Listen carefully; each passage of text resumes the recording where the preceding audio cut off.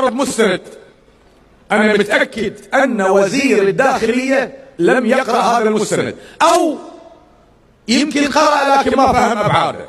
هذه الخريطة، هذه الكويت 1922.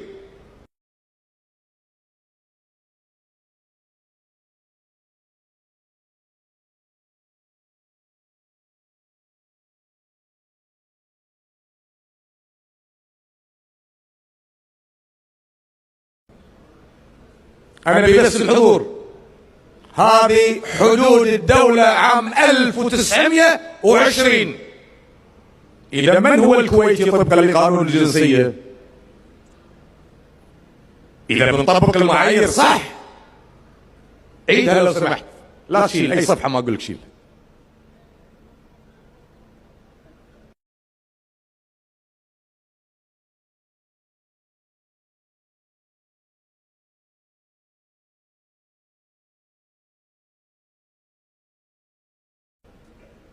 ترى الصافة جزء من حدود الكويت، وبالتالي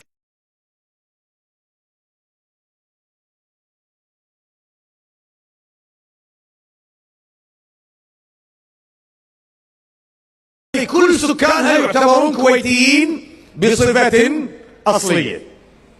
يعني إذا أردت أن تعرض معلومات فعليك أن تعرض المعلومة في سياقها التاريخي. أنا بعرض